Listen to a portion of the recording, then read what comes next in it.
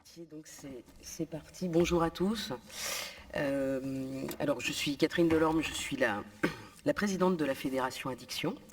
J'ai le plaisir d'animer ce symposium qui s'intitule « Violence et adversité dans le travail de réduction des risques ». Alors, il apparaît effectivement important de traiter la thématique de la RDR sous cet angle. Les études, les recherches, les productions diverses nous éclairent sur à quoi sert la réduction des risques, ce qu'elle produit, ce qu'elle améliore et en quoi elle est probante. Alors certes, c'est vrai qu'en France, on aimerait qu'il soit un peu plus lu, ces études, ces recherches. On aimerait qu'elles soient un peu plus utilisées même, qu'elles puissent même être inspirantes. En tout cas, ces productions existent. Mais au-delà de à quoi sert la réduction des risques et ce qu'elle produit comme résultat, ce que ça nous fait à nous, intervenants, institutions, professionnels de terrain, volontaires, bénévoles, ce que ça nous fait à nous de porter la RDR, ça, c'est clairement moins abordé, à part évidemment dans l'autre soi de nos équipes, de nos associations. Et c'est donc l'angle sur lequel nous éclairons le sujet ce matin, avec un angle qui concerne la violence, ou plus précisément les violences, puisque bien évidemment elles sont multiples, et les adversités. Plusieurs fois, quand on parle de réduction des risques, quand on parle d'intervention de réduction des risques, et ça a été encore beaucoup évoqué hier, notamment par Alexandre Feltz, on souligne l'engagement des équipes, on souligne l'engagement des intervenants, qu'ils soient professionnels ou bénévoles ou pairs, des personnes, et si cet engagement n'a pas de prix, il semble qu'il ait un coût. Et c'est notamment ce qu'on va voir ce matin. Alors évidemment, il n'est pas ici question d'héroïser les intervenants de la réduction des risques. Enfin, ceci dit, on peut le faire, ça peut ne pas nous faire de mal, parce que si on ne le fait pas, visiblement, personne ne va le faire à notre place. Hein. D'évoquer ce que ça comporte aujourd'hui en France, puisque c'est notre sujet et c'est notre terrain ce matin sur cette session, ce que ça nous fait de déployer la réduction des risques. Je disais, on parle d'engagement, on parle de militantisme, mais c'est vrai que si nombre d'intervenants sont militants, on peut se demander s'ils le sont devenus dans l'adversité ou s'ils l'étaient déjà. Et il n'en demeure pas moins qu'on peut être militant, plutôt à l'aise avec ça, mais qu'ils peuvent juste aspirer à être reconnus comme des professionnels légitimes en tant que tels, ou des bénévoles intervenants pour des institutions et légitimes en tant que tels. Alors justement, de quelle adversité, au pluriel, on parle, de quoi s'agit-il parce qu'en fait, il est aussi question de conditions de travail. On parle de plus en plus, et là, en France, c'est la semaine de la qualité de vie au travail. On est dans un timing absolument parfait.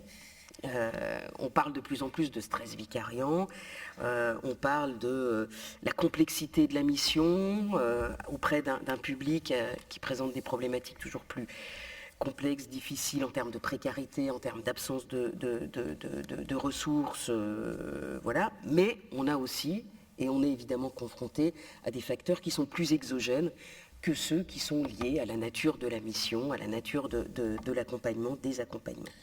Et donc c'est ce que nos deux intervenants que je vais vous présenter tout de suite vont nous permettre d'aborder. À ma gauche, Marie-Geoffrey Roustide, qui est politiste, qui est sociologue à l'INSERM. Marie, tu as été d'ailleurs l'une des pilotes du rapport d'évaluation scientifique sur les salles de consommation à moindre risque. Et tu proposes ce matin de nous présenter des données qualitatives justement sur la violence dans les dispositifs de réduction des risques et les ressentis de ces professionnels qui y interviennent. Et puis, à ma droite, c'est une position géographique juste, hein, Victor de Tresse, tu es pharmacien, tu es directeur adjoint de l'association Gaïa, qui porte et qui gère la salle de consommation expérimentale, je le rappelle, de Paris. Tu vas justement, en tant que directeur d'une des nombreuses salles françaises, illustrer par des exemples assez concrets les difficultés qui peuvent faire violence aux usagers, aux pairs, à l'institution et aux professionnels.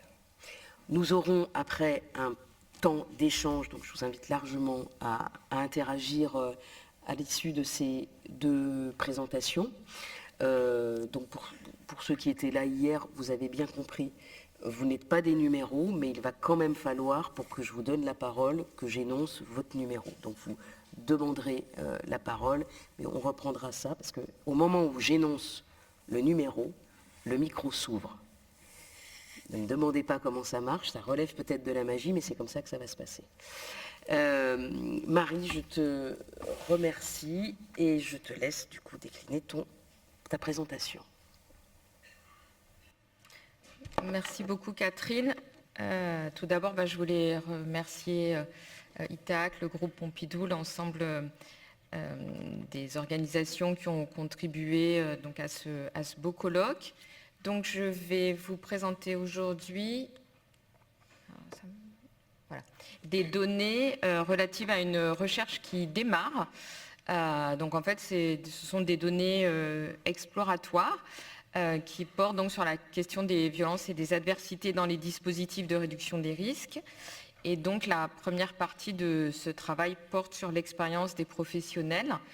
Dans le cadre de l'évaluation des salles de consommation à moindre risque, donc comme l'a rappelé Catherine, moi je m'occupais du site de Paris et on a travaillé sur la question des violences qui étaient vécues par les usagers qui fréquentaient ces salles, en particulier des violences liées à l'expérience de la stigmatisation et des interactions violentes qu'ils pouvaient avoir parfois avec des riverains, par exemple, ou avec la police. Donc ces données-là sont présentes dans le rapport d'évaluation des salles.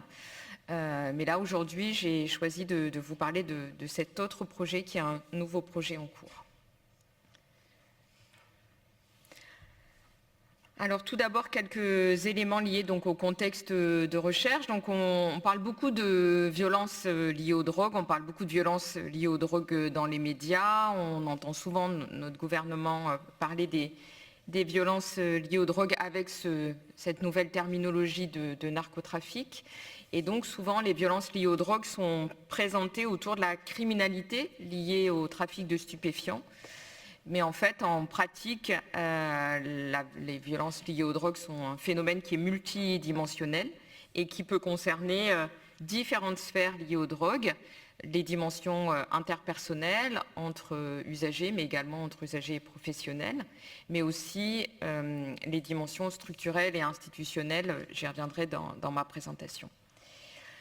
Ce qu'on voit sur le terrain, c'est que les personnes, et ça vous le voyez mieux que moi en tant qu'intervenant de réduction des risques, c'est que les personnes qui consomment des drogues et qui fréquentent des services de réduction des risques vivent souvent dans des conditions très précaires, peuvent souffrir également de traumatismes psychologiques et de diverses formes de stigmatisation.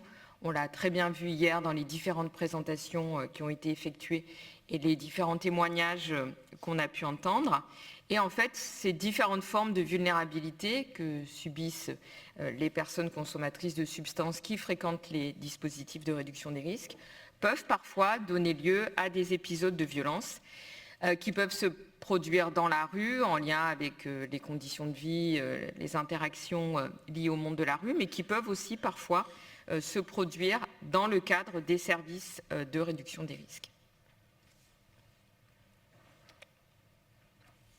Alors, dans la littérature internationale, on a des données disponibles qui montrent que le travail de réduction des risques est difficile au quotidien et peut parfois donner lieu à la confrontation à des violences. On a beaucoup de travaux qui ont été faits au Canada, dans le quartier de Downton East Side, à Vancouver. Et ce qu'on voit également dans la littérature, littérature à la fois française, canadienne et états-unienne, c'est qu'en fait ces violences, elles sont amplifiées par le régime prohibitionniste des politiques en matière de drogue à travers le monde et elles sont également amplifiées avec les interactions entre la question des drogues mais aussi les questions de pauvreté, les questions de relations de genre et la question du sans-abrisme.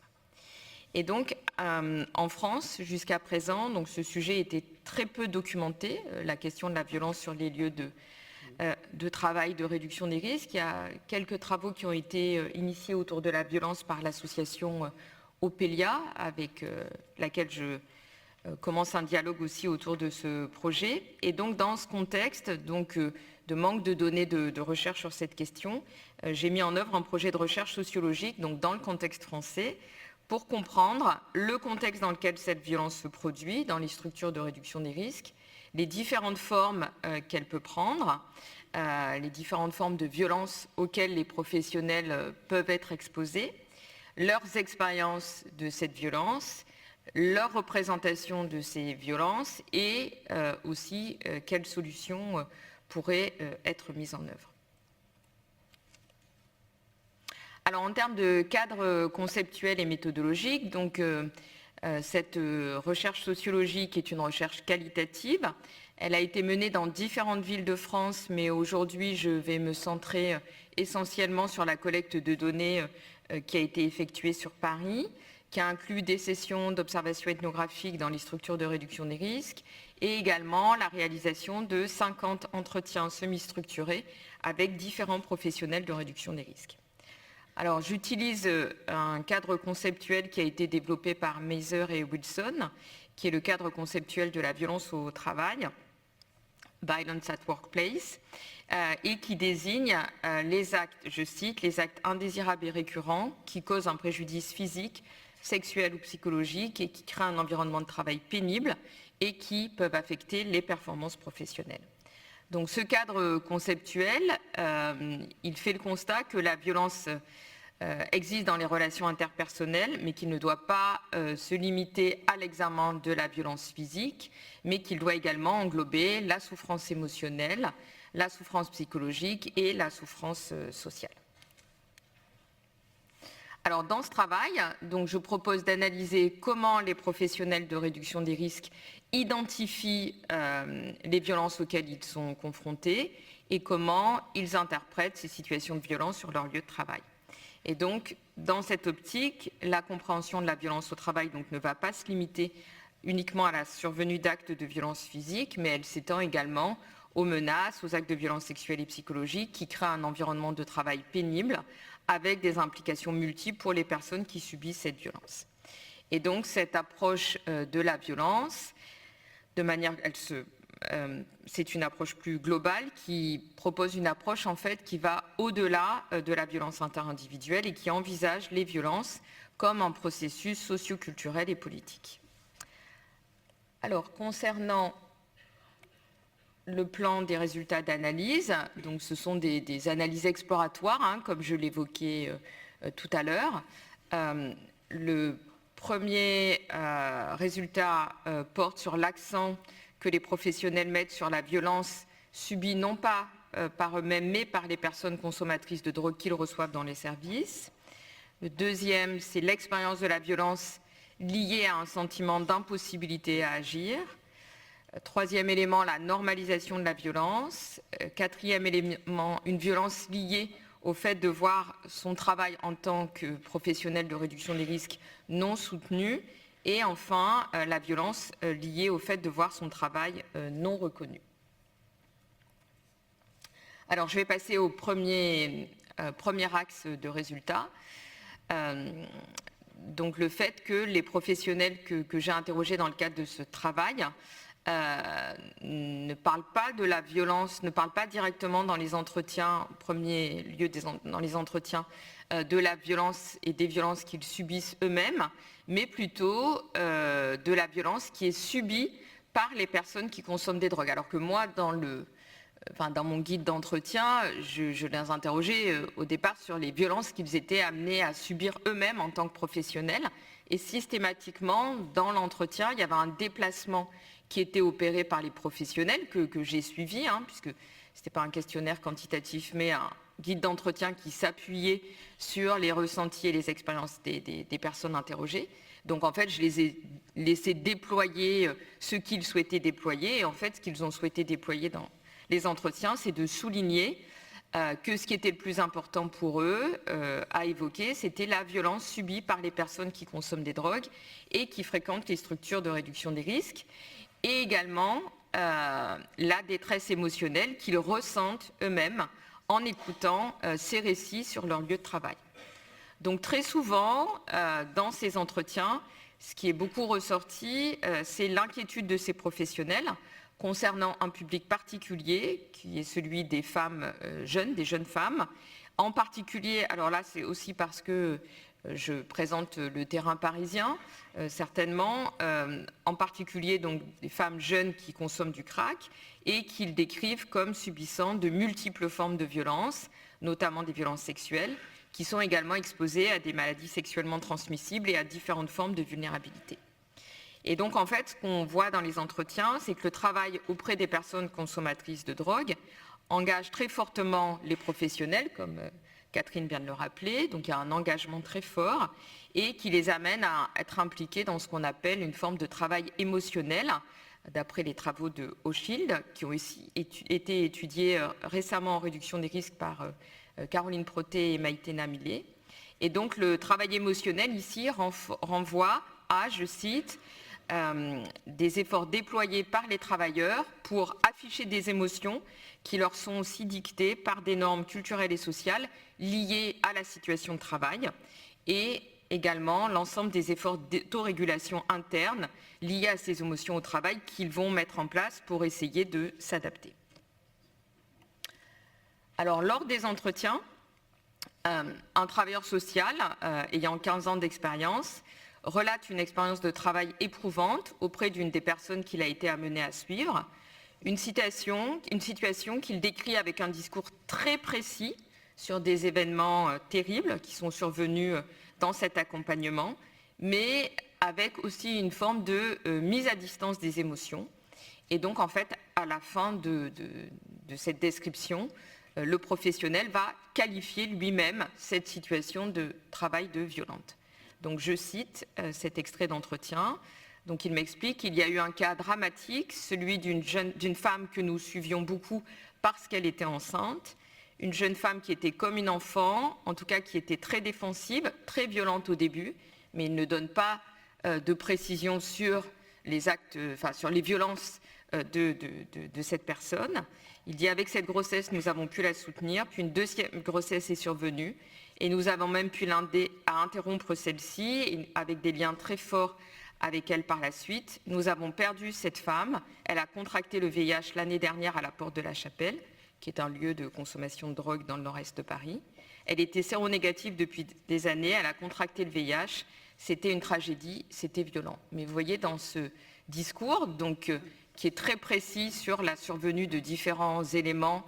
Il y a comme une forme de mise à distance des émotions et avec une qualification du professionnel lui-même que la situation est violente. Il évoque le fait que la personne était violente avec les professionnels, mais sans jamais mentionner les violences qui étaient agies, mais en mettant en évidence uniquement les violences qui étaient subies par la personne. Donc, tous les professionnels de réduction des risques qui ont été interrogés dans le cadre de cette recherche ont décrit combien l'écoute des récits de vie chaotiques des personnes qui consomment des drogues et qui le reçoivent est vécue comme une expérience violente. Ils ont expliqué se sentir impuissants face à ces vulnérabilités dans un contexte où ils considèrent que l'aide qu'ils peuvent apporter ou qu'ils sont dans l'impossibilité d'apporter à certains moments aux personnes qui le reçoivent dans les dispositifs de réduction des risques, est un élément du sens de leur travail. Et donc, quand ils sont confrontés à un échec de la prise en charge, c'est perçu, c'est ressenti comme une forme de violence. Donc, ce qui a été également systématiquement souligné, c'est le poids émotionnel que représente le fait d'écouter et de reconnaître que des événements violents sont au cœur de la vie de nombreuses personnes qu'ils accueillent dans leur dispositif. Alors, toujours sur cette question des violences ressenties, il y a un deuxième élément qui est l'expérience de la violence pour les professionnels, liée donc à un sentiment d'impossibilité à agir sur l'ensemble des sphères de violence auxquelles sont confrontées les personnes accueillies. Donc une travailleuse sociale, donc là novice en matière de réduction des risques, donc décrit en entretien les émotions qu'elle ressent face aux personnes qu'elle reçoit, en particulier à nouveau la réception difficile des récits et des situations de violence subies par le public accueilli, l'impossibilité à agir efficacement face à une violence structurelle, quotidienne, en lien avec les mondes des drogues, donc, et en particulier les questions de précarité, les questions de violence liées aux scènes de drogue, les questions de prohibition aussi. Mais en fait, ce qu'on voit aussi dans cet entretien, c'est les modes de régulation qui peuvent être mis en place par les professionnels dans certaines situations, en hiérarchisant, par exemple, les formes de violence et en mettant en exergue que les femmes sont surtout sujettes à des formes de violence et beaucoup moins la question des hommes. Donc, je cite cet extrait d'entretien, une travailleuse sociale qui nous dit « Je vois des femmes très jeunes, très vulnérables, très fragiles d'un point de vue psychologique, qui sont exposées à la violence. » Et là, elle nous dit « Ce n'est pas la même chose que pour les hommes, qui se trouvent, eux, déjà dans un contexte extrêmement violent. Pour les jeunes femmes, il s'agit souvent de personnes abandonnées par leurs parents pendant leur enfance, souvent sur l'influence des drogues, souvent exploitées dans des réseaux de prostitution. » Elle dit « Je parle pour moi-même. En tant que jeune professionnelle, je me dis il y a une identification. Je n'ai pas 50 ans et je trouve que c'est normal qu'il y ait cette identification. Je trouve la violence humaine qui se déroule chaque jour vraiment difficile. Après, honnêtement, on n'arrive pas toujours à faire quelque chose, mais on arrive quand même à avancer, pas avec toutes. C'est compliqué, mais notre objectif est là. Il y a un sentiment de priorité, d'urgence dans nos missions. » Donc, dans certains cas, ce qu'on observe également dans les entretiens, c'est un sentiment de désespoir évoqué par les professionnels lié à la systématisation de l'observation des violences de genre que subissent les personnes accueillies et qui est renforcé par les caractéristiques de certaines de ces personnes, ici un jeune âge qui est ressorti beaucoup dans les entretiens et qui est présent dans les discours, comme le mentionne à nouveau ce travailleur social, qui nous dit « Je n'ai jamais vu autant de femmes à la colline », qui est une scène ouverte de consommation de crack qui existait dans le nord-est parisien. Il dit « C'est choquant, avant on voyait surtout des femmes d'une quarantaine d'années venues des Antilles ou d'Afrique subsaharienne. Maintenant nous avons aussi des filles mineures ou presque qui ont fui les services sociaux ou leurs familles. » Et donc là, ce qu'on voit dans cet extrait d'entretien, comme dans les précédents, c'est une forme de protection aussi qui se met en place en essayant de comparer les différents groupes et en expliquant que c'est plus violent quand on est confronté en particulier à des femmes jeunes qui sont des publics qui sont considérés comme nouveaux par un certain nombre de professionnels de réduction des risques.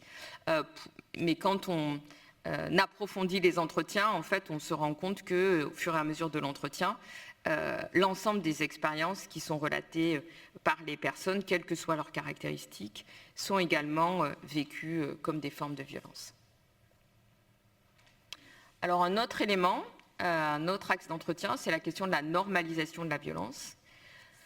Et donc le décalage entre ce que j'ai pu observer lors des observations ethnographiques et les récits des professionnels recueillis en entretien.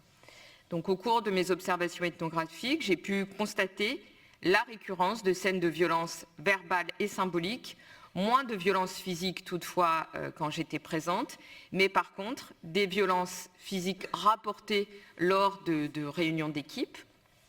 Et donc en fait, lors de ces observations, il ressort que les professionnels subissent également différentes formes de violence, verbales, physiques, symboliques. Mais lors des entretiens semi-structurés, les travailleurs de réduction des risques qui ont participé à notre recherche se sont très peu plaints des épisodes de violence qu'ils pouvaient subir eux-mêmes de la part des personnes qu'ils accueillent. Ces violences étaient le plus souvent tues en entretien, même quand je relançais sur cette question, ou alors elles étaient évoquées au moment où l'entretien se terminait, c'est-à-dire on n'avait plus le temps d'en parler, et donc à la fin de l'entretien, les personnes disaient enfin oui, quand même une fois, enfin il m'est arrivé de prendre une baffe ou j'ai été en arrêt de travail après plusieurs agressions, et donc je voulais ouvrir l'entretien sur cette question-là, et là la personne me disait ah une prochaine fois parce que là je dois aller travailler. Donc une sorte de difficulté en tout cas d'abord à aborder ces questions-là au début de l'entretien, mais avec quand même la volonté de l'évoquer, mais toujours très brièvement. Et donc en fait ce décalage montre également que les conditions sociales, politiques et émotionnelles dans lesquelles travaillent les professionnels de réduction des risques sont particulièrement éprouvantes, mais que des systèmes de contrôle sont mis en place dans le cadre du travail émotionnel de réduction des risques qui leur permet également de s'adapter à ces situations. Et donc cette divergence signifie qu'il existe aussi probablement une forme d'euphémisation dans leurs discours qui sont liés à un processus de normalisation de ce type de violence. Cela signifie également que d'autres formes de violence sont considérées, d'autres formes de violence que celles que les professionnels subissent directement sont considérées comme plus importantes pour eux à mettre en évidence, en particulier les violences structurelles que subissent les personnes accueillies, ce qui s'inscrit aussi dans un discours plus politique, on va dire, d'interprétation de ces situations. Alors enfin, le deuxième grand aspect très important dans les descriptions de la violence qui ont été présentes dans les entretiens, c'est la violence de ne pas voir leur travail soutenu par les institutions. Alors, quand je parle des institutions, ce n'est pas dans le cadre des institutions de travail, c'est vraiment dans le cadre des institutions publiques. Les agents publics, agences régionales de santé, mairies, organismes interministériels, ministères. Donc, le deuxième aspect important sont effectivement le fait que les travailleurs de réduction des risques évoquent systématiquement dans les entretiens leur perception d'un soutien institutionnel limité à leur travail et en particulier, ça fait complètement écho au colloque de ces 2 jours, des résistances politiques et législatives françaises à l'élaboration d'une véritable politique de réduction des risques en France et également la mise en évidence que les violences qu'ils ressentent au travail sont liées aussi au fait qu'ils ont des ressources disponibles limitées pour faire leur travail dans de bonnes conditions. Donc ces facteurs, donc à la fois résistance politique et également manque de moyens, renforcent un sentiment de déséquilibre des rapports de force que les travailleurs en réduction des risques perçoivent comme le signe d'un statut dévalorisé de leur travail auprès des institutions publiques et d'un manque de soutien. Par exemple, un responsable d'un centre de réduction des risques ayant 25 ans d'expérience nous décrit en entretien « Nous ne faisons aucun progrès sur la réduction des risques. Je suis à l'accueil de mon centre de réduction des risques 5 jours par semaine et je vois ce qui se passe tous les jours. L'agence régionale de santé, la mairie ne donne pas suite aux problèmes que nous avons soulevés déjà il y a 3 ans. Cela devient lassant. C'est trop compliqué, nous disent-ils, de soutenir financièrement de nouveaux projets. » Les professionnels interrogés soulignent dans leur description de la violence leur sentiment que les autorités publiques, donc tant au niveau local que national, accordent peu d'importance à leur travail. Ils estiment que la politique française en matière de drogue est beaucoup trop axée sur la criminalisation des drogues des usagers et sur la répression, ce qui va créer un plafond de verre pour le travail de réduction des risques qui est incarné aujourd'hui par le blocage autour des salles de consommation à moindre risque et des espaces d'injection. Donc, ce qui ressort dans les entretiens, c'est que le régime prohibitionniste français a donné lieu à la mise en place d'un modèle de réduction des risques que nous avons qualifié de faible dans nos travaux et qui ne prend pas suffisamment en compte les vulnérabilités auxquelles sont confrontées les personnes qui consomment des drogues. Et cela engendre de la violence tant pour les consommateurs de drogue que pour les professionnels dans le cadre de leur travail au quotidien. Donc la violence de voir leur travail non soutenu et la violence de voir leur travail non reconnu. Donc un responsable d'un centre de réduction des risques déclare qu'il se voit trop souvent refuser la mise en place de nouveaux projets de réduction des risques, donc ce qui fait écho à ce que je viens d'évoquer, et qu'il considère cette attitude comme une forme de violence. Donc ce qu'il évoque en entretien, c'est au-delà de la répétition des refus, c'est l'absence de retour sur les projets que nous déposons. Donc lorsque nous demandons à mettre en place de nouveaux projets de réduction des risques, nous sommes dans une impasse depuis 1 an ou 2, c'est très épuisant, nous soumettons des projets, ils sont rejetés et nous n'obtenons aucune réponse. Et quand nous obtenons des réponses, nous recevons également des arguments très désagréables sur les projets que nous proposons. C'est très violent à entendre. Et donc, un exemple récent de ce manque de considération qui est revenu très souvent dans les entretiens et un sentiment de manque de considération également par les autorités nationales, la MILDECA, les ministères, qui revient souvent dans les entretiens et qui est la difficulté rencontrée par les professionnels pour faire accepter et implanter les salles de consommation de drogue à Paris, malgré les preuves scientifiques. Alors, en conclusion, dans leur description des expériences de violence au travail, les professionnels de la réduction des risques ont principalement mis l'accent sur l'impact émotionnel de leur travail lié au fait d'être témoins de la violence subie par les personnes qui consomment des drogues, ainsi que sur le soutien limité apporté par les autorités publiques à la réduction des risques, qui est perçue comme une forme de déni de leur travail. Donc, cette recherche montre que la violence au travail est multidimensionnelle.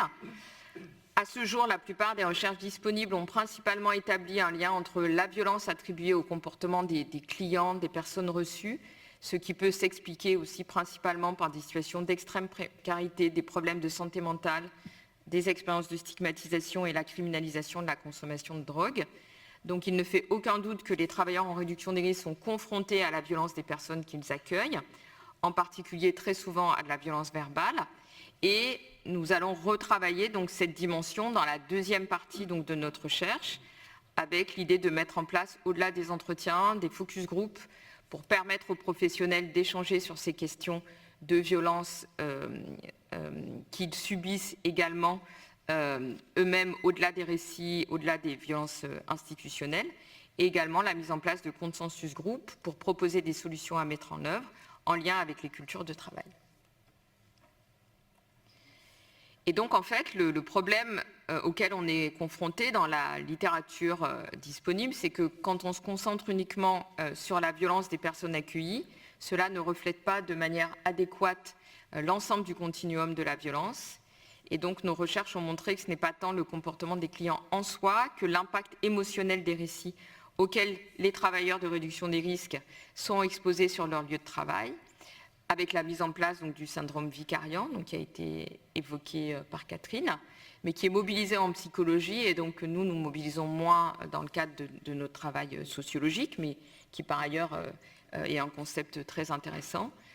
Notre travail, il suggère plutôt que les expériences de violence vécues par les professionnels reflètent également les normes professionnelles implicites du groupe professionnel d'appartenance, en particulier chez les travailleurs sociaux et les infirmiers, avec le souci de faire un travail humanitaire, avec les difficultés à se plaindre des difficultés qu'on ressent soi-même, et plutôt toujours une valorisation des difficultés rencontrées par le public accueilli, et par conséquent l'implication que la culture du travail au sens large peut avoir sur la mise en récit des violences subies.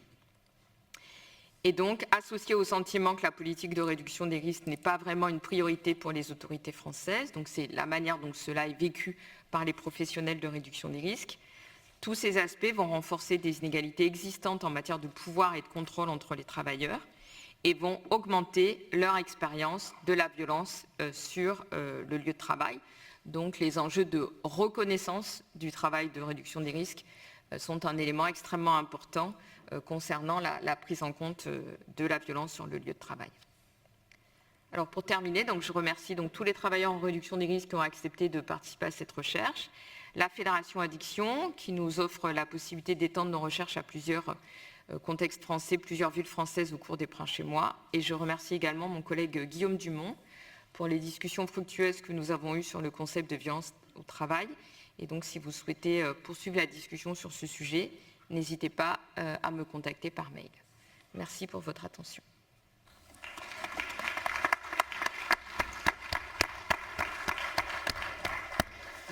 Merci beaucoup, Marie, pour ces données effectivement qualitatives très précieuses. Avant de te contacter via messagerie, je vous proposerai du coup de reprendre la discussion un peu plus tard et donc de ne pas hésiter à poser vos questions, mais après l'intervention de Victor.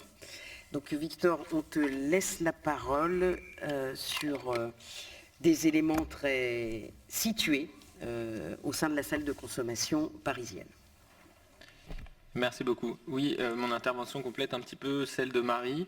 Je vais essayer de sortir un petit peu de la violence vécue par les professionnels qui seraient amenés par le public et me concentrer sur comment des facteurs extérieurs peuvent avoir un fort impact et augmenter l'adversité rencontrée au quotidien par les professionnels, notamment dans les démarches des personnes qu'ils accompagnent. Donc dans le travail de réduction des risques, on est au quotidien auprès de personnes marginalisées qui cumulent des difficultés très éloignées de droit commun, et ce qu'on mène au quotidien, c'est un travail difficile auprès d'un public qui cumule de multiples difficultés. On attend des professionnels qui s'engagent au plus près des personnes dont les situations les touchent directement, pour lesquelles le manque de solutions est un élément du travail quotidien et qui n'est pas quelque chose qu'on laisse au travail en partant le soir pour rentrer chez soi.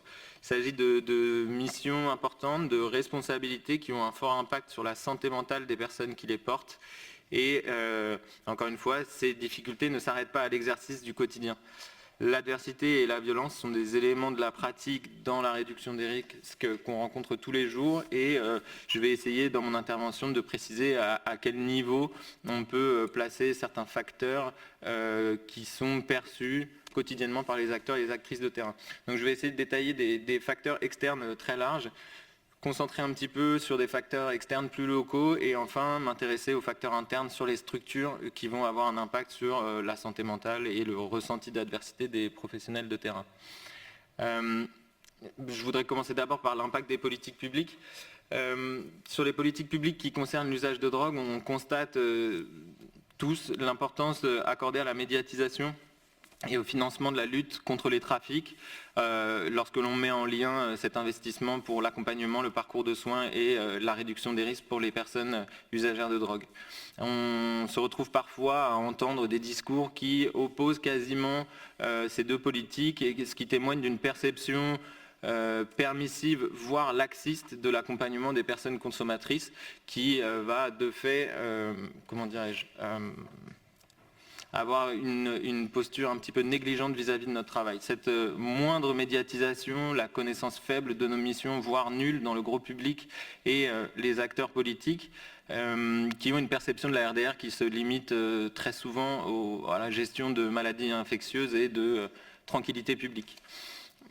Ce portage politique trop faible ou peu visibilisé, malgré une inscription de la RDR dans la loi, témoigne d'un véritable besoin de sortir d'un modèle de RDR que Marie Geoffray appelle un modèle de RDR neutre, qui se concentre sur ce que je disais, les maladies infectieuses, et explore moins la dimension citoyenne des usagers et des usagères de drogue.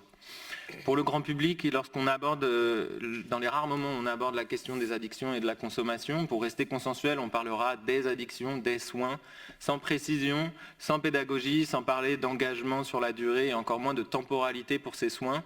Et ces concepts restent très larges, que ce soit dans l'accompagnement des personnes consommatrices de drogue, mais aussi dans le secteur social en général. Je prends un exemple très concret. Comment expliquer que de multiples évaluations indépendantes partagent les mêmes résultats positifs et que celle-ci n'ait pas d'impact sur la façon dont nos services sont perçus ou sur la façon dont on dessine une politique publique d'accompagnement de ces personnes? Donc ces manques de volonté politique, de connaissances, ont un coût et un impact direct sur les professionnels de terrain, qui se manifestent par un sentiment amer au quotidien et une incompréhension, ne serait-ce que dans le manque de valorisation des salaires des métiers du social à l'échelle nationale. Donc, on a là un exemple direct de comment une politique publique peut avoir un impact quotidien sur le travail social et les personnes qui portent des missions qui sont très engageantes. Donc c'est une répercussion de facteurs très larges qui va avoir un impact au quotidien sur les missions, et à cet impact s'ajoute la stigmatisation des consommateurs et des consommatrices de drogue, qui a un impact secondaire sur le travail mené par nos professionnels. Donc je ne vais pas revenir sur les questions de stigmatisation des usagers, mais plutôt m'intéresser à la perception que peuvent en avoir les professionnels des domaines adjacents aux nôtres, et comment l'archétype des mauvais patients plane au-dessus de toutes les démarches que nous engageons dès lors qu'on sort du microcosme des services de RDR. L'aspect systémique de cette stigmatisation, au-delà des grands mots, ça se traduit par, au quotidien, des délais inexpliqués pour accéder à certains services pour les personnes qu'on accompagne, des refus faiblement motivés et des traitements injustes des personnes accompagnées, malgré le travail mené en amont avec ces structures. Ce ne sont que certains aspects de ces difficultés qu'on rencontre au quotidien et on constate régulièrement que sans travail en amont, sans établissement de partenariat et de liens de confiance avec des services de santé, d'hébergement ou des services de démarche sociale, les personnes que l'on accompagne... Ah pardon, désolé, je parle un petit peu vite. Pour les interprètes. Excusez-moi. Voilà. Parce que je me suis engagé à faire 15 minutes, mais je pense que... Mais, 5 minutes de plus. oui, D'accord. ouais. Excusez-moi. Donc l'adversité au quotidien, c'est de constater que sans travail en amont, sans établir des partenariats et des liens de confiance avec des services de santé, d'hébergement ou de démarche sociale, les personnes que l'on accompagne sont perçues comme difficiles, simulatrices, ne souhaitant pas améliorer leur situation, voire réfractaires aux soins, profiteurs ou encore menteurs ou voleurs.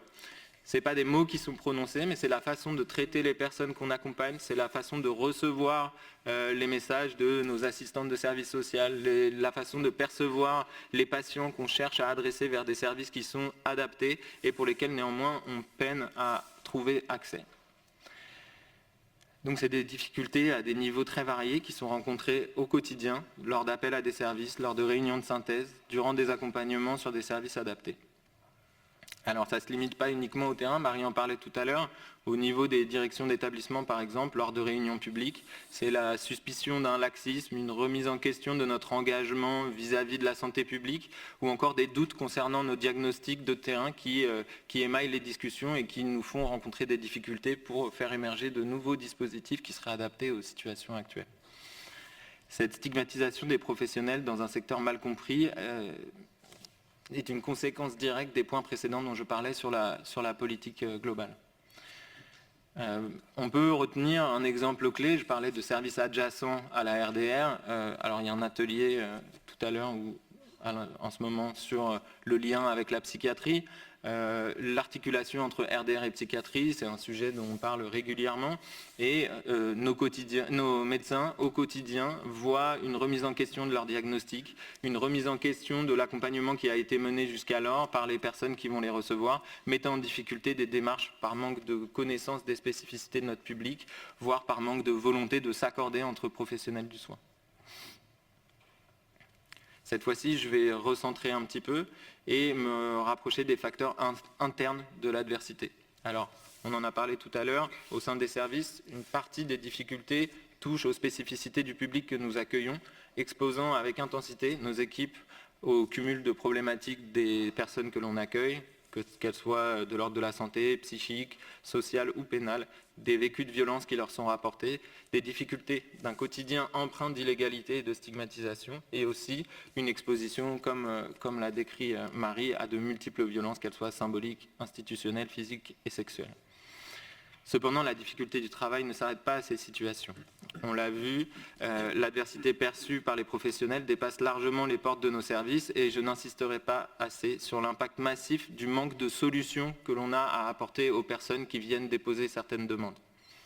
Le quotidien des services de RDR est émaillé de demandes auxquelles on ne peut pas accéder parce que les services adéquats n'existent pas, parce que le parcours souhaitable n'est pas envisageable sans logement, sans domiciliation, sans titre de séjour ou sevrage préalable, parce que l'hébergement, la psychiatrie sont des secteurs saturés et sous-dimensionnés, ou encore parce que l'écrasante majorité des services hors RDR tient rarement compte de l'ensemble des spécificités des personnes consommant des drogues en situation de précarité.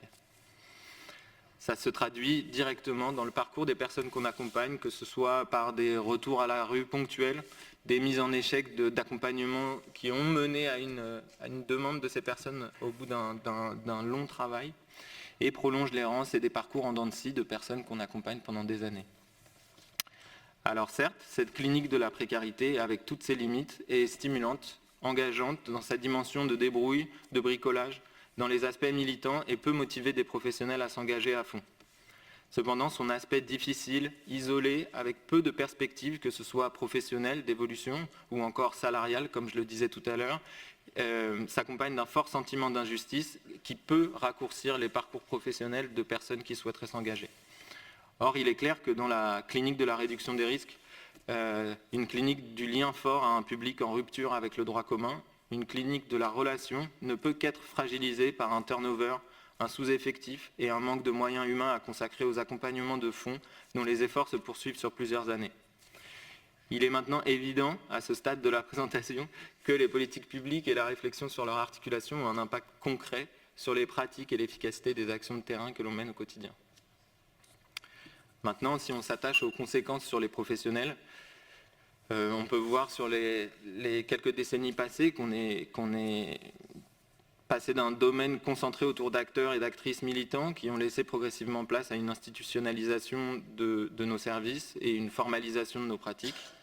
Cette transition a eu un impact sur les profils des professionnels, mais aussi sur la durée de l'investissement que les personnes peuvent avoir vis-à-vis de la réduction des risques. Mais comment en vouloir à ces nouveaux et nouvelles professionnels qui perçoivent le manque de moyens, le manque de solutions et le doute qui plane sur les perspectives tant attendues par le terrain ? Je vais juste faire une petite aparté et rappeler le contexte actuel de la réduction des risques, en tout cas au niveau parisien. Ce manque de perspective sur la pérennité des services et l'incapacité à se projeter dans un futur professionnel stable. Pour rappel, à Paris, dernièrement, un Carude a fermé ses portes suite aux pressions de riverains opposants et à l'absence de signaux clairs et aussi, dans le contexte parisien, l'absence de signaux clairs sur le futur des salles de consommation. Aujourd'hui, pour nous, les enjeux sont très concrets. Les 40 personnes qui travaillent à la HSA parisienne attendent non seulement un verdict à propos de la pérennisation, mais aussi un verdict pour savoir si leur emploi sera maintenu avant la fin de l'année et si les 800 personnes que nous accompagnons connaîtront une perte de chance dans leur accompagnement médical et social. Rappelons-le, ce sont 79 000 injections qui ont eu lieu en 2024, 1260 consultations sociales et plus de 2700 consultations médicales qui ont eu lieu dans notre salle. À ce stade de la présentation, je n'ai plus besoin de souligner la difficulté de trouver une posture professionnelle juste lorsque l'adversité rencontrée au quotidien est aussi diffuse et présente. Comment réussir à la fois à s'engager avec force dans une clinique exigeante tout en maintenant une juste distance professionnelle avec un public largement stigmatisé ? Comment travailler armé d'un sentiment de légitimité lorsque le travail que l'on mène est méconnu, incompris, voire perçu comme étant à la portée de tous ? Là, je ne sais pas s'il y a des personnes qui recrutent dans la salle, mais on voit des personnes postuler à des postes qui demandent des qualifications énormes avec des profils totalement délirants. Et je pense vraiment que ça participe à souligner à quel point le travail social est méconnu. Donc le risque de tous ces facteurs est un travail en vase clos, un manque d'ouverture lié à la difficulté des liens professionnels à l'extérieur de la RDR. Pour les professionnels, il s'ensuit alors des difficultés à couper avec le travail en sortant, à créer un équilibre sain entre la vie personnelle, la vie professionnelle et l'installation de mécanismes d'adaptation ou de coping mécanismes. Je prendrai l'exemple typique de la consommation de produits, que ce soit alcool ou autre, chez des professionnels qui vont non seulement vivre une forme de banalisation du produit, et de l'autre côté, vivre des événements forts qui vont pouvoir les pousser vers une consommation qui serait... Je ralentis encore. Très bien. Les pousser vers une consommation qui serait une façon de faire face à ces difficultés du quotidien. Je parlais tout à l'heure de l'incapacité de partager son vécu hors RDR. C'est vrai qu'on a tous fait l'expérience de rencontrer des personnes en dehors de notre milieu qui étaient incapables de comprendre les enjeux de notre quotidien. Et cela nous pousse petit à petit à se créer des cercles d'amis avec lesquels on travaille, avec lesquels on partage des accompagnements. Et donc, il est très difficile de faire la part des choses entre ce qui est de l'ordre de la sphère privée et de la sphère professionnelle. Cette perte d'équilibre peut provoquer soit un désinvestissement, j'en parlais tout à l'heure, en raccourcissant des carrières professionnelles et un investissement, ou tout l'inverse, un surinvestissement qui peut mener les personnes à s'épuiser. Ces mécanismes risquent d'écourter le travail dans la durée et il est évident, comme je le disais tout à l'heure, que la longévité des liens, la continuité de l'accompagnement et la constance dans la posture sont des éléments capitaux pour le succès des actions qu'on mène sur le terrain. Alors on ne va pas se laisser sur ce constat difficile. Il est essentiel de rappeler que des leviers existent à la fois au niveau des organisations, au sein des associations et au niveau des institutions. Pour les leviers, je vous invite à consulter le rapport de Correlation sur la santé mentale des travailleurs de la réduction des risques qui détaille de façon beaucoup plus positive que ce que je viens de faire le contexte dans lequel on travaille, mais je profite de notre présence ici pour souligner la chance que nous avons de pouvoir partager notre vécu professionnel dans un lieu prestigieux qui vient donner de la légitimité institutionnelle à ce que je viens de vous rapporter et qui est plutôt paradoxal vis-à-vis de mon discours. Donc en conclusion, je voudrais simplement dire que sans portage politique clair, sans volonté politique de faire avancer les choses, le terrain ne pourra pas s'affranchir d'une grande partie de l'adversité qu'on rencontre au quotidien. Nous encourageons les interlocuteurs politiques, nos tutelles et les partenaires à avoir le courage de tenir des positions, d'assumer, de s'appuyer sur des preuves et non sur des opinions. La réduction des risques aujourd'hui a cruellement besoin d'une reconnaissance symbolique et matérielle du savoir-faire, de l'expertise et de l'engagement des professionnels de terrain, notamment au travers de création et de dimensionnement suffisant de services, de financement à l'échelle des besoins locaux et de travail en collaboration permettant de renforcer la transparence et la participation aux choix stratégiques pour les politiques publiques dont je parle à l'échelle locale. Les structures de RDR ne sont pas uniquement des prestataires de tranquillité publique, mais bien des acteurs politiques valables participant aux politiques publiques qui visent les usages de drogue. Merci beaucoup.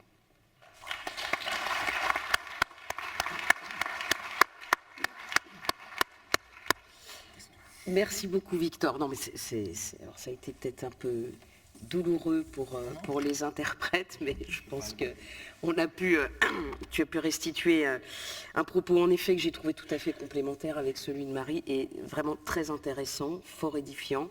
On voit bien que dans le registre de la réduction des risques, on a sans doute eu raison de le faire, mais on s'est beaucoup intéressé en effet aux populations, au public, aux missions, aux activités, et que cette part qui relève finalement d'une clinique du travail, hein, on est clairement sur... tu parlais, Marie, tout à l'heure de sentiment d'impossibilité à agir, c'est ce qui ressortait de tes investigations, c'est clairement... si on compare à ce qui s'est travaillé dans la clinique du travail, ce que Christophe Dejour appelait le geste empêché, c'est-à-dire le moment où on doit intervenir, mais on peut pas aller au bout du geste, on ne peut pas aller au bout de... Et c'est ce que tu illustres tout à fait en disant on est coincé quelque part entre l'absence de ressources pour orienter, l'absence de ressources pour mieux traiter complémentairement. Voilà. En tout cas, je vous remercie vraiment tous les deux de ces aspects complémentaires. Je laisse la parole à l'hémicycle. Enfin, encore faut-il vous manifester, donc. Peut-être vous avez des retours, des remarques, des propositions, des questions. Donc il vous faut appuyer. Pardon ? Des expériences. Oui, des expériences aussi, oui, parce que en effet, ça a dû résonner pour nombre d'entre vous, d'entre nous, et ce sera intéressant aussi de voir ça. Bonjour. Bonjour, Karim. Moi, je me pose la question au niveau de la violence. Oh là, c'est fort.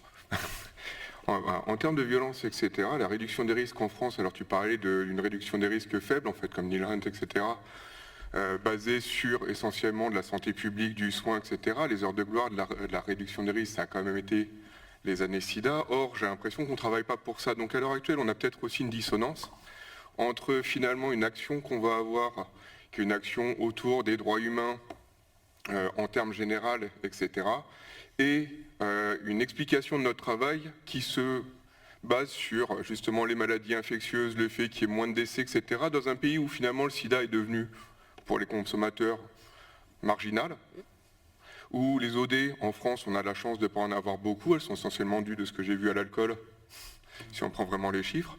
Donc en fait, entre ce qui est annoncé, ce qui est affiché, qui est on travaille sur de la santé publique pour limiter les infections, pour limiter les maladies, etc., essentiellement en lien avec les consommations de drogue, et le fait qu'en fait, sur le terrain, on soit sur un travail autour de la reconnaissance des droits humains dans leur ensemble. En fait, la dissonance, à un moment donné, quand justement il n'y a pas de résultat, ça a marché dans les années 90, 2000, au moment où il y avait beaucoup où il y avait beaucoup plus de sida, entre guillemets, où on pouvait en fait valoriser nos actions, même si ce n'était pas le fond, en disant on a limité le nombre de contaminations. Là, c'est vachement plus difficile puisque le discours de base en fait n'était pas le bon. Donc cette réduction des risques faibles, c'est peut-être aussi un des vrais problèmes, c'est qu'on annonce on travaille sur quelque chose, on annonce quelque chose qui n'est pas le fond du travail. C'est un peu comme la prévention spécialisée en fait, où l'idée étant que ce soit bien, voilà, que les gamins aillent mieux dans certains quartiers, et on leur demande comment la délinquance a baissé. C'est pas les mêmes, voilà, c'est pas juste les. Désolé, j'ai du mal, hein, c'est le lendemain d'hier.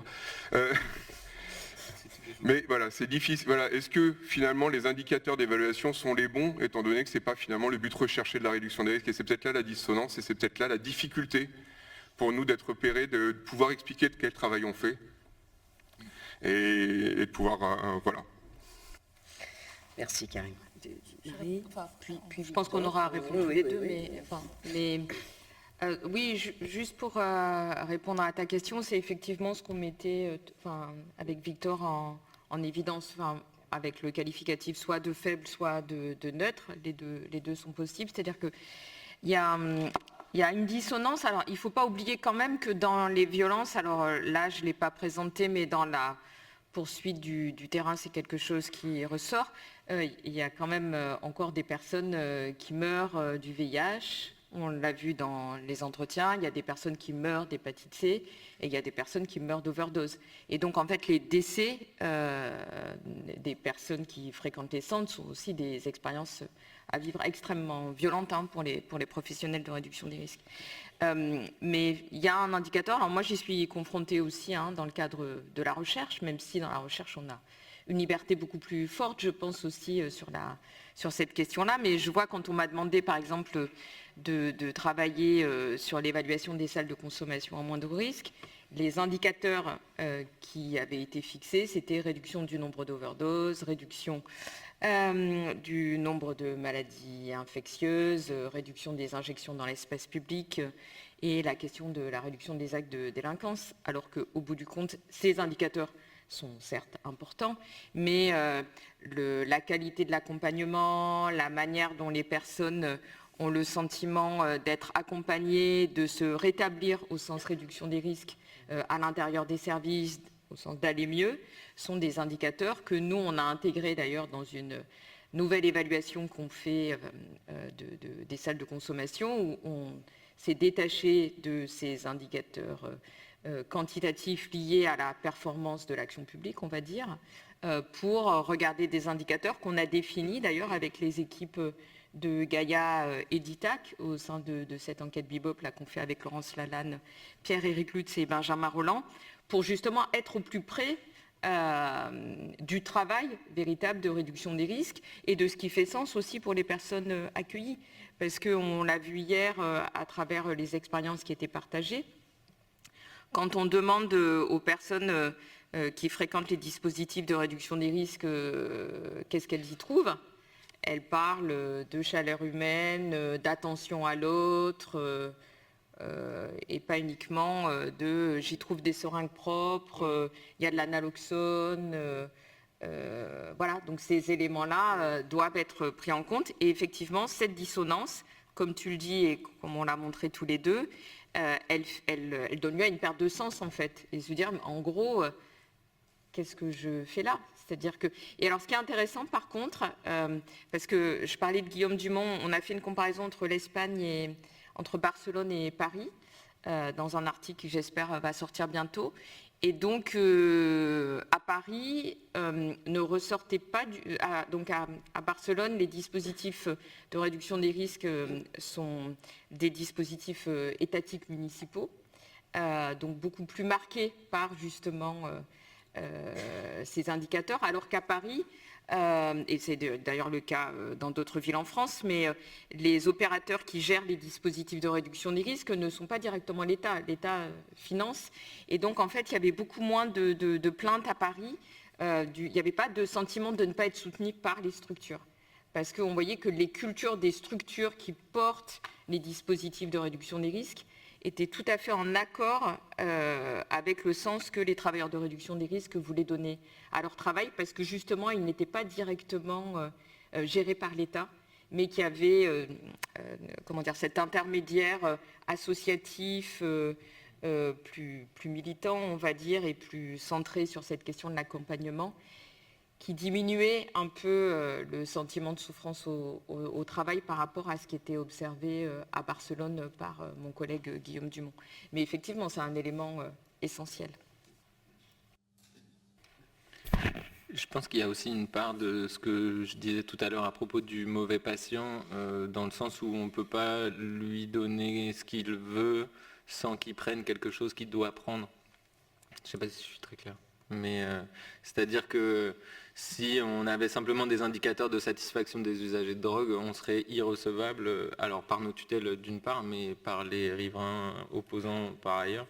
Et donc je pense que ces indicateurs, alors selon mon espoir du moment, soit je trouve que c'est un argument pour convaincre le grand public en attendant de l'éduquer, soit quand je suis vraiment dépité, j'ai l'impression que c'est une excuse que trouvent nos tutelles pour nous financer et présenter des indicateurs grand public un peu cyniques. Mais effectivement, dans la mesure où on est libre de mener ce travail de terrain, je n'ai pas l'impression que les indicateurs soient non plus un frein à nos pratiques directement.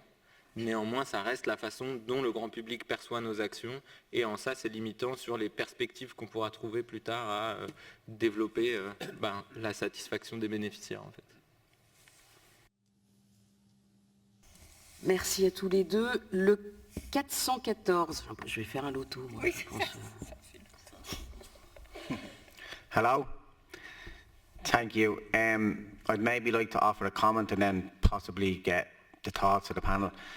I think it's good to look at this more broadly. When we look globally and we look at the amount of violence there is in the world, we see nation states committing acts of violence, and we see that on the news every day. And then I think the message from that is that violence is an acceptable way to resolve our problems. And then nationally we see that manifests itself in structural violence that people experience throughout their lives. And then when we have a market that's unregulated, such as drugs, unfortunately, whether we like it or not, violence or the threat of violence is going to become what regulates that market. And then for people who use drugs, they might experience violence at the hands of the police. So we have people who we've almost created the conditions for violence to be prevalent, and then become surprised when people use violence as a way to resolve their problems, and more so probably blame them. So similar to people who use drugs, like we create the conditions for people who use drugs, then we blame them for using drugs, and it's usually to do with power, who has power and who doesn't. So when we're looking at solutions or responses, I think in Ireland, in Dublin, I know for myself and a group of like-minded people, we think that the solutions have to involve structurally challenging how that all plays out. And then on the ground, it also needs to be training delivered to people across the sector, but that training needs to be inclusive of that broader analysis, and that training needs to be delivered by people with living experience. And I think the nature of that helps address some of the power imbalances that lead us to where we end up. And I think one quick addition, in some services in Ireland we'll have that'll manifest itself then in how we manage some of our services. So we'd have some low threshold service or harm reduction services, but they'll have signs up saying no violence or aggression will be accepted towards staff. But it won't say that no violence or aggression is just not accepted across the board. And I think sometimes that it's not considered or taken into account the harmful impacts of the actions and the approaches of staff. So again, we reduce it down to the individual without looking at the broader context of how we got there. Thanks. Je vais répondre en français pour être plus clair dans mon propos.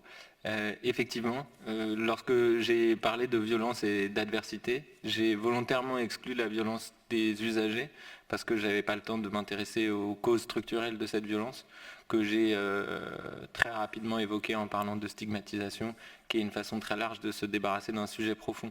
Lorsque j'ai parlé de violence et d'adversité, j'ai parlé de celle qui est vécue par le staff, sans pour autant mentionner celle qu'on peut reproduire sur le public qu'on accueille. Et effectivement, c'est important de le souligner, merci.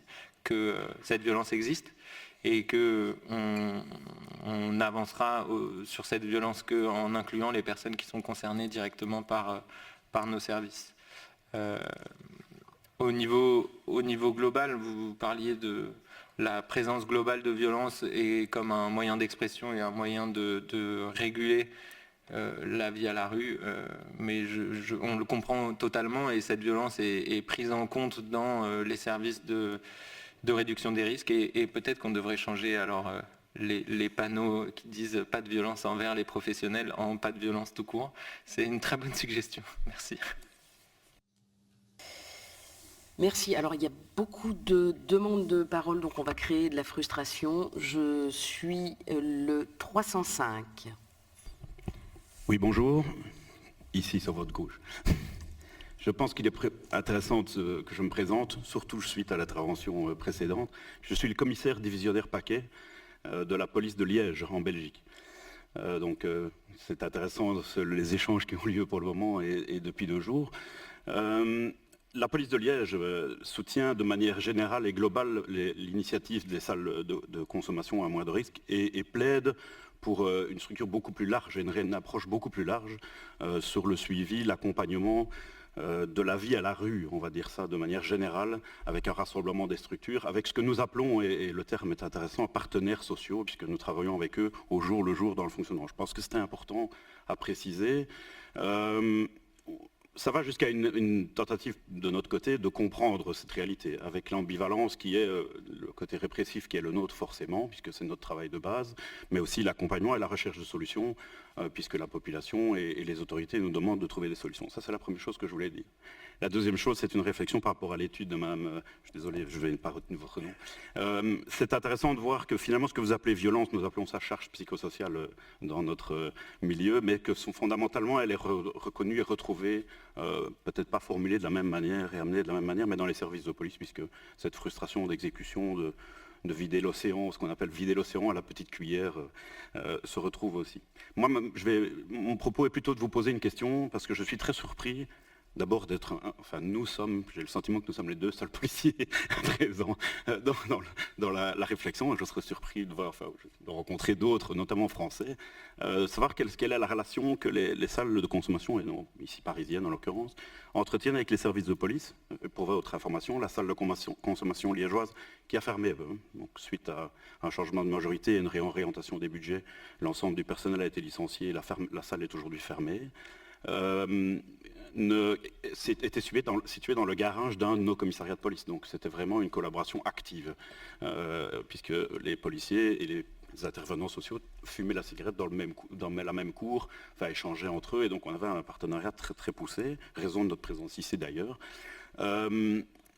Voir quelle est la relation qu'entretiennent les salles de consommation en France, et donc ici parisiennes, avec les services de police, puisque nous orientons, nous les gens, nous orientons dans le passé les gens vers cette salle, ce qui n'est plus le cas aujourd'hui. Donc ce qui représente un vrai risque et un vrai problème au niveau sécurité publique. Je ne vous le cache pas, là je vais retomber dans mon rôle de commissaire divisionnaire, mais ce qui représente un vrai problème d'ordre public aujourd'hui de ne plus avoir de salle. Et donc c'était avoir un retour sur votre partenariat. J'entends qu'en Irlande ça ne se passerait pas très bien, si je comprends bien, mais voilà, je voulais avoir votre retour sur ce sujet. Bien, merci beaucoup de votre intervention qui sera effectivement la dernière prise de parole, et avant que vous ayez une exode massive vers Liège, on va vous répondre. Je propose peut-être, Marie, tu commences, et puis Victor, et peut-être Gauthier, profitez aussi que tu sois là pour répondre sur l'aspect justement relation avec la police. Marie, tu commences. Oui,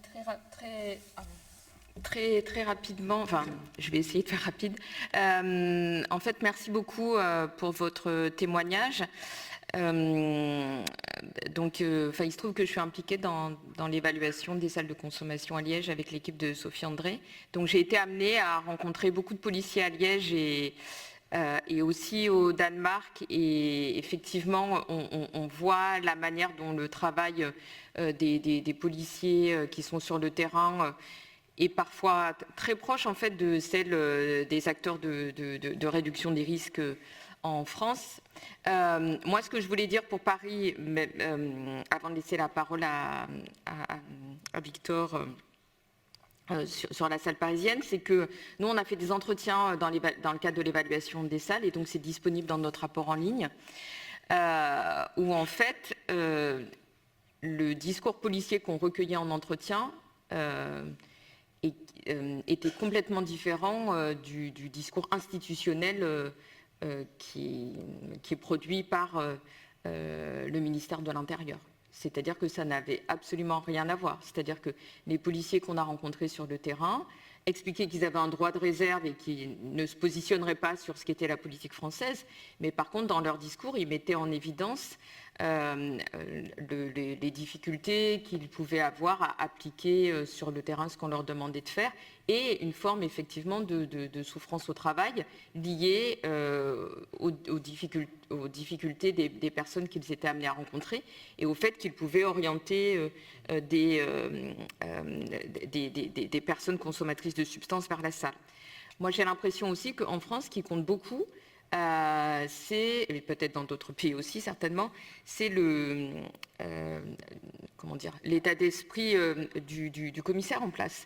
Et donc en fait qui va impulser aussi, au-delà des actions locales, une manière, une manière de concevoir la réduction des risques, la répression, voilà, ce genre de différentes manières de gérer les drogues en France dans le travail quotidien des policiers.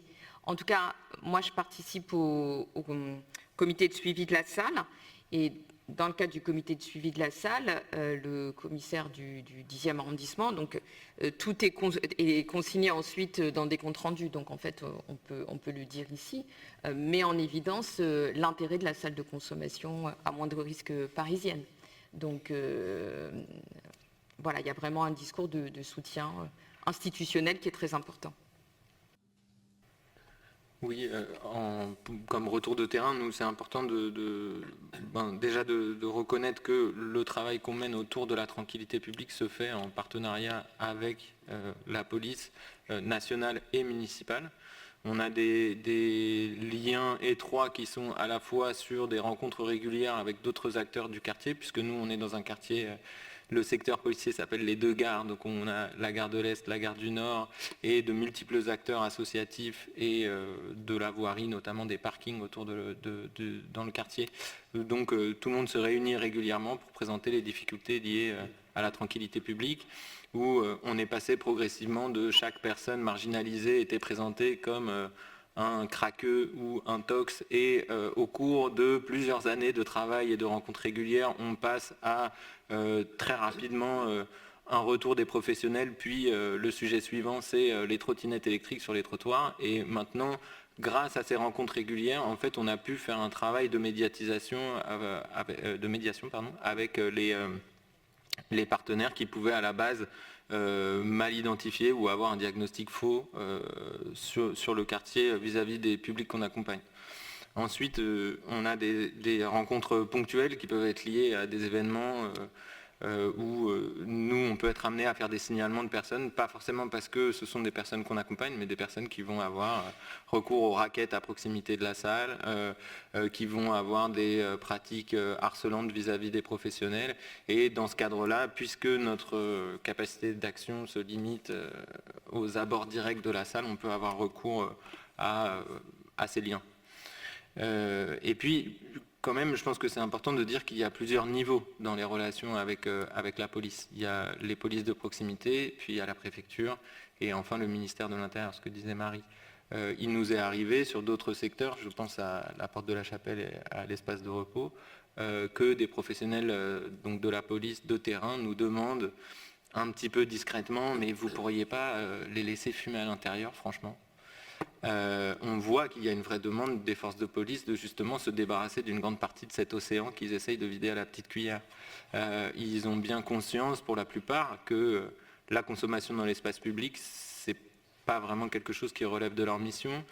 Pour certains, lorsqu'on a aussi l'occasion, par exemple, d'aller faire des sensibilisations, pour certains, ils ont vraiment conscience que la consommation a lieu dans l'espace public parce qu'on manque d'espace interstitiel un petit peu en dehors de la ville, et que ces personnes n'ont nulle part où aller.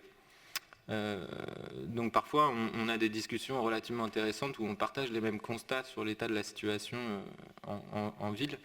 Et cependant, ces diagnostics semblent ne pas remonter, en tout cas, à l'échelle globale et nationale, en tout cas pour ce qui concerne la France. Gauthier, si tu veux compléter sur Strasbourg. Oui, rapidement, parce qu'on a un peu dépassé le temps. Donc, dans la continuité de ce qui a été dit, de très bons rapports avec la police depuis l'existence de la salle, avec une position lors des comités de pilotage ou quand on leur demande aussi, lors de rencontres avec d'autres polices parfois de pays européens, et un fort soutien, une promotion même des dispositifs. Ça, c'est en règle générale, la majeure partie des policiers soutiennent les actions, voire orientent les usagers vers le dispositif. Ça, c'est important. Y compris dans les directions de la police, direction de la police nationale, même au plus haut niveau, puisqu'on en parlait. On a eu l'an dernier une inspection, notamment du ministère de l'Intérieur, qui est plus que favorable à la pérennisation des salles de consommation ou des dispositifs de réduction des risques, mais à l'extension de ce type de dispositif-là. Malheureusement, pas écouté par des postures politiques et des tendances idéologiques du moment. Donc ça, mais effectivement sur le terrain, plutôt de bonnes relations, tout autant avec la police municipale, et parfois même grands défenseurs, même plus que nous parfois, sur le bien fondé des dispositifs. Voilà. Alors je ne sais pas si aujourd'hui il y a des policiers français ou strasbourgeois, en tout cas ils ont été invités. Parfois il y a aussi des contraintes et des difficultés pour être présents, mais je pense que les uns et les autres qui ont été invités auraient au moins souhaité être présents.